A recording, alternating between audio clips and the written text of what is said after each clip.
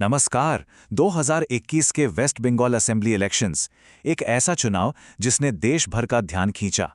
एक तरफ थी लगातार 2 बार से सत्ता में काबिज तृणमूल कांग्रेस यानी टीएमसी, और दूसरी तरफ भारतीय जनता पार्टी का एक बेहद आक्रामक और विशाल चुनावी अभियान। आज के इस विश्लेषण में हम ठीक यही डिकोड करने वाले हैं।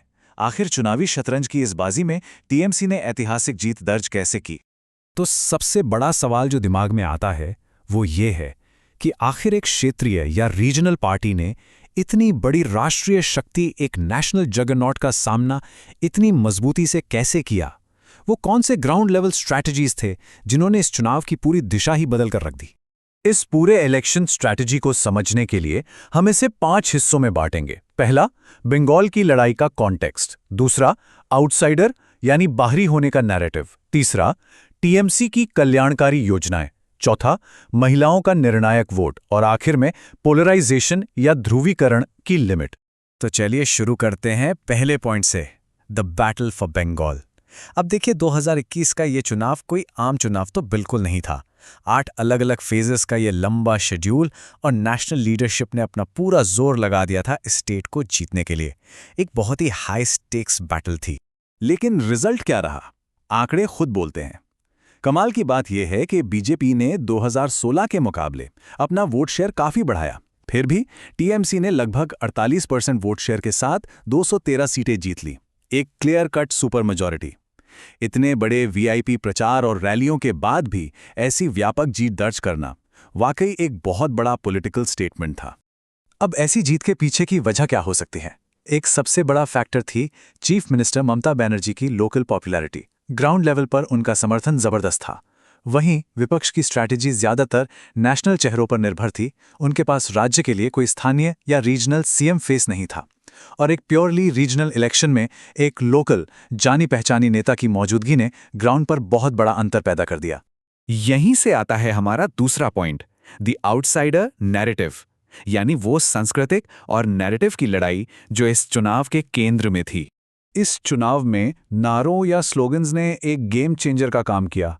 बांग्ला निजेर मियर के इचाई, जिसका मतलब है बंगाल अपनी बेटी को ही चाहता है, और जय बांग्ला, ये दोनों नारे इतने पावरफुल साबित हुए कि टीएमसी ने बड़ी चतुराई से खुद को एक नेटिव डॉटर के रूप में स्थापित कर लिया। और ठीक उसी वक्त ऑपोजिशन के इस मैसिव कैंपेन को बोहिरागोतो यानी बाहरी करार दे दिया।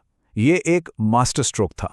इस कॉन्ट्रास्ट को ध्यान से देखिए। एक तरफ नेशनलिस्टिक और धार्मिक रिटॉरिक था, जैसे कि जय श्री राम का आक्रामक नारा। इसके काउंटर में टीएमसी ने जय बांग्ला को आगे किया। इससे हुआ ये कि इलेक्शन का मुद्दा धर्म से हटकर रीजनल प्राइड और बंगाली कल्चरल आइडेंटिटी पर आ गया। एक तरह से ये कल्चरल आइडेंटिटी का रेफरेंडम बन गया, जो टीएमसी के लिए एक अभेद्य ढाल साबित हुआ।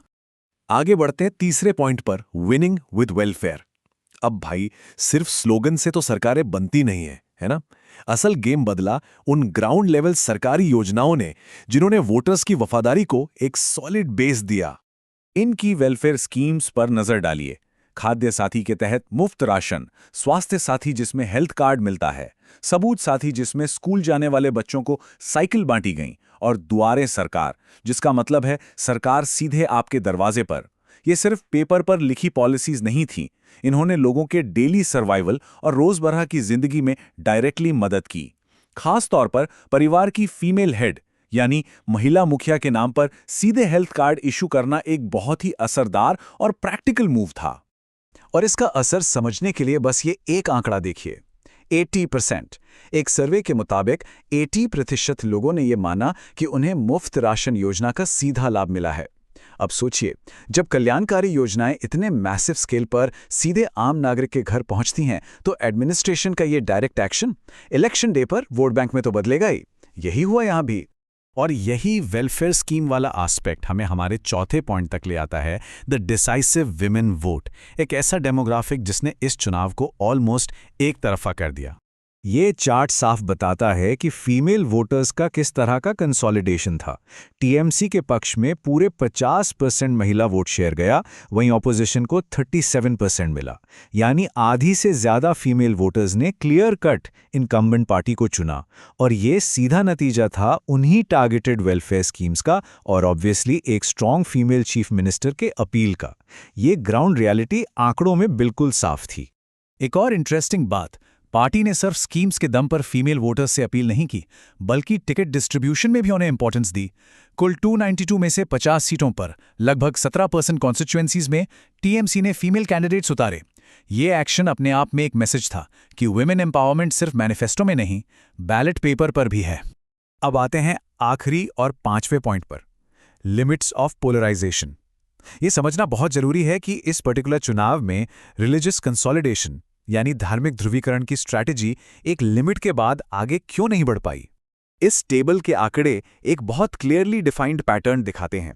विपक्ष ने डेफिनेटली 50% हिंदू वोट कंसोलिडेट किया, लेकिन ध्यान देने वाली बात यह है कि 2019 के मुकाबले ये दरअसल 7% कम था। वहीं दूसरी तरफ अगर हम देखें तो 75% मुस्लिम वोट ऑलमोस्ट पूरी तरह से टीएमसी के पीछे एकजुट हो गया। एक मैसिव काउंटर कंसोलिडेशन हमें देखने को मिला। इसके अलावा स्ट्रक्चरल लेवल पर भी कुछ गलतियां हुईं जो भारी पड़ी, जैसे कि 8 अलग अलग फेजेस का चुनाव। इतने लंबे शेड्यूल ने वोटर्स और वर्कर्स दोनों में बस एक फटीग, एक थकावट पैदा कर दी। उसके बाद जो लेट डिसाइडर्स थे, यानी जिन्होंने आखिरी वक्त पर अपना मन बनाया, उन्होंने भी 50 मुकाबले 33 के रेशियो में क्लियर कट इनकम्बेंट पार्टी को फेवर किया। एक और पॉइंट, टीएमसी के बागी नेताओं को लाकर टिकट देने की स्ट्रैटेजी बुरी तरह फेल हुई।